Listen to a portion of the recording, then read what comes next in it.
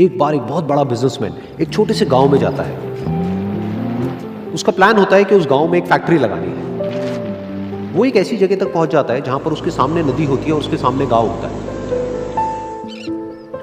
अब उसके पास में दो ऑप्शंस होते हैं। एक कि वो सड़क के रास्ते से घूम करके उस गांव तक पहुंचे, जिसमें करीब करीब 8 घंटे लगेंगे क्योंकि डायरेक्ट कोई रास्ता नहीं है वहां तक पहुंचने का।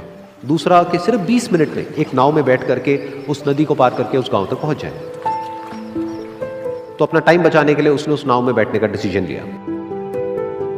वो नाव बहुत ही छोटी सी थी, जिसमें एक तरफ एक आदमी बैठा था जो कि नाव चला रहा था और दूसरी तरफ ये बिजनेसमैन बैठा हुआ था।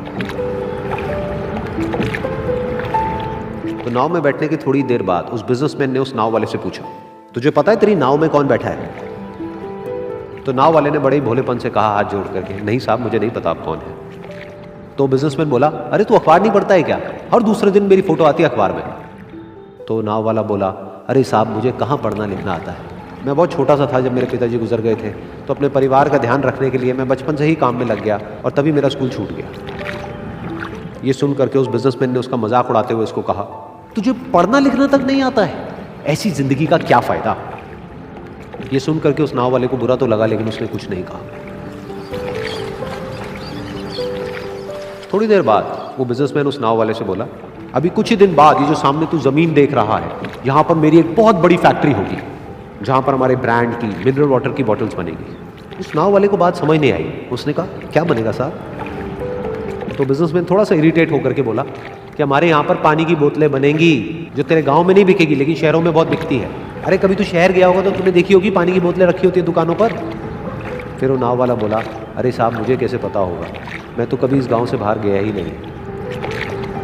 फिर वो बिजनेसमैन उसके ऊपर हंसते हुए बोला, तू कभी इस गांव से बाहर तक नहीं गया, तुझे पता ही नहीं कि शहर क्या होता है? अरे ऐसी जिंदगी का क्या फायदा?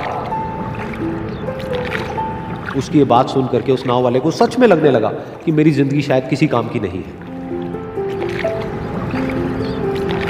अपनी सोच की वजह से उसका नाव से ध्यान हटा और तभी नाव की टक्कर हो गई एक बड़े से पत्थर से, जिसकी वजह से नाव में पानी भरने लगा और नाव डूबने लगी।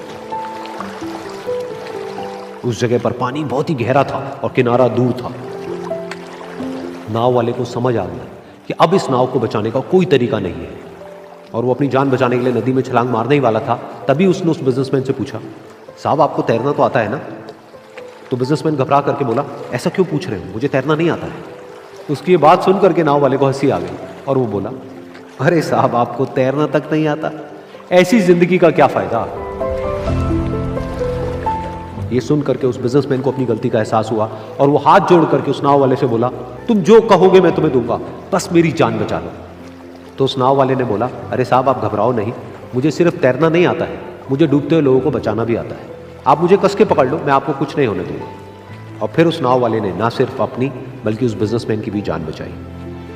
तो इस कहानी से हम एक बहुत बड़ी सीख ले सकते हैं कि हमें जिंदगी में कभी भी किसी का भी मजाक नहीं उड़ाना चाहिए या उसको अपने से कम नहीं समझना चाहिए, क्योंकि हमें नहीं पता कि हमें कब, कहां, कैसे, किसकी जरूरत पड़ जाए।